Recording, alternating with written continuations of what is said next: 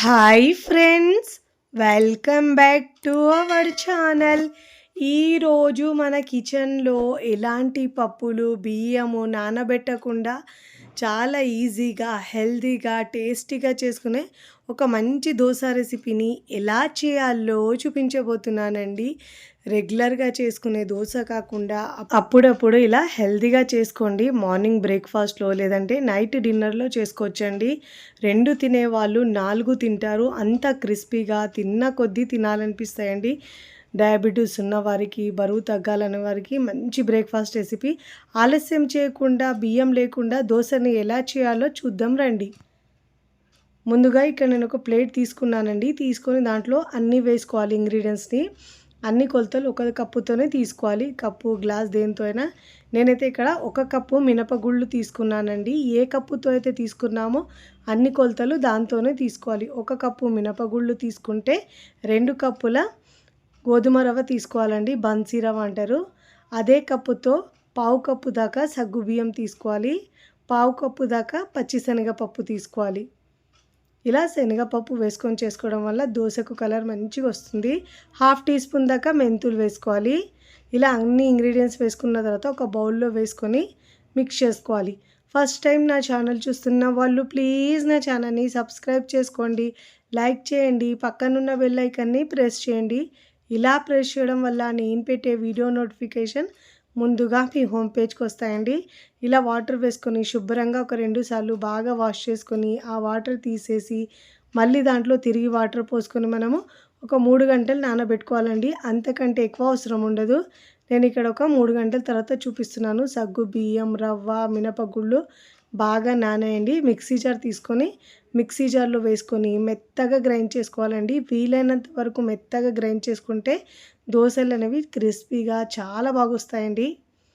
దీంట్లో కొద్దిగా water add చేసుకొని మెత్తగా గ్రైండ్ చేసుకోవాలి.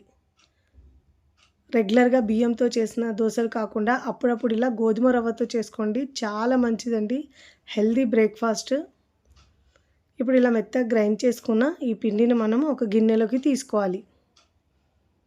ఇదే విధంగా మిగతా పిండిని కూడా గ్రైండ్ చేసుకొని దీంట్లోనే వేసుకొని ఇలా పిండి వేసుకున్న తర్వాత ఒక 2 నిమిషాల పాటు ఇలా బాగా బీట్ చేసినట్టు చేతితో మిక్స్ చేసుకోవాలి.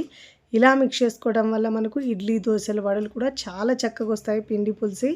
ఇప్పుడు మూత పెట్టేసి కనీసం 8 గంటల పాటు పిండిని పులియనివ్వాలండి. నేనైతే ఓవర్ నైట్ పిండి పులియడానికి పెట్టుకున్నాను. చూడండి పిండి ఎంత బాగా పులిసిందో. ఇప్పుడు ఒకసారి ఇలా పిండిని బాగా మిక్స్ చేసుకోవాలి. చూడండి ఇలా బాగా మిక్స్ చేసుకున్న తర్వాత దీంట్లో రుచికి సరిపోయినంత ఉప్పు వేసుకోవాలి. ఒకవేళ మీకు హోటల్ స్టైల్ కలర్ దోశ రావాలంటే దీంట్లో ఒక 1/2 టీ స్పూన్ దాకా షుగర్ అయినా వేసుకోవచ్చండి. వేసుకుంటే దోశలు ఏమి తీపిగా రావు, కానీ కలర్ చాలా బాగా వస్తుంది. ఇప్పుడు ఇలా బాగా మిక్స్ చేసుకున్న తర్వాత కన్సిస్టెన్సీ దోశ కన్సిస్టెన్సీ ఉండాలి. స్టవ్ మీద పెనం పెట్టుకొని పెనం బాగా వేడైన తర్వాత వాటర్ చిలకరించి టిష్యూ పేపర్ లేదంటే క్లాత్తో తుడుచుకొని 2 గరిటెలు పిండి వేసుకొని వీలైనంత పల్చగా స్ప్రెడ్ చేసుకోవాలి. మీకు ఎంత కావాలంటే అంత పల్చగా స్ప్రెడ్ చేసుకోవాలి. దోశ వేసేటప్పుడు మంటను లో ఫ్లేమ్లో ఉంచుకొని దోశ వేసుకోవాలండి. దోశ వేసుకున్న తర్వాత మీడియం టు హై ఫ్లేమ్లో ఉంచి అన్ని వైపులో మంచి గోల్డెన్ కలర్ వచ్చే వరకు కాల్చుకోవాలి.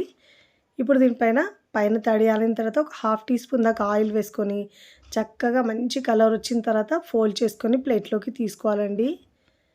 ఇదే విధంగా మిగతా పిండితో కూడా 1 బై 1 దోశలు వేసుకొని ప్లేట్లోకి తీసుకోవాలండి. వేడి వేడిగా తింటే రుచి సూపర్గా ఉంటుందండి. ఇదే విధంగా మీకు ఎన్ని కావాలంటే అన్ని దోశలు 1 బై 1 వేసుకోవాలి. నేను ఇక్కడ మరొకటి వేసి చూపిస్తున్నానండి. ఇలా వేసుకున్న తర్వాత మంటను హై ఫ్లేమ్లో ఉంచి మీకు కావాలంటే ఉల్లిపాయలైనా వేసుకోవచ్చు. వేసుకొని మంచిగా క్రిస్పీగా కాల్చుకొని అన్ని వైపులో మీకు నచ్చిన విధంగా ఇలా ఫోల్డ్ చేసుకొని ప్లేట్లోకి తీసుకోవాలి. నేనైతే ఇక్కడ దోశలు వేసుకున్న తర్వాత సర్వింగ్ ప్లేట్లో సర్వ్ చేస్తున్నానండి. చూస్తుంటేనే నోట్లో నీరుతాయి, అంత బాగుంటుంది.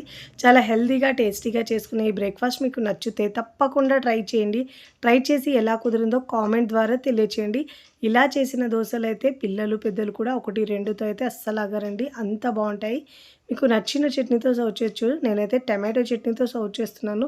రుచి సూపర్గా ఉంది. మీకు ఇక్కడ తుంచి చూపిస్తాను చూడండి ఎంత క్రిస్పీగా వచ్చింది. బరువు తగ్గాలనుకున్న వారికి, డయాబెటీస్ ఉన్న వారికి చాలా మంచి బ్రేక్ఫాస్ట్ అండి. ఇలా వారంలో ఒక్కసారి చేసుకొని తింటే రుచి సూపర్గా ఉంటుంది. ఇక్కడ తుంచుతూనే తెలుస్తున్నాయి ఎంత క్రిస్పీగా వచ్చినాయో. వీడియోని లైక్ చేయండి. లైక్ చేసి హైప్ బటన్ని నొక్కండి. ఫ్రెండ్స్, ఫ్యామిలీకి షేర్ చేయండి. మరికొన్ని టేస్టీ, సింపుల్, క్విక్ రెసిపీస్ కోసం టీ కిచెన్ని సబ్స్క్రైబ్ చేసుకోండి. కమెంట్ చేయడం అస్సలు మరవకండి. Thanks for watching.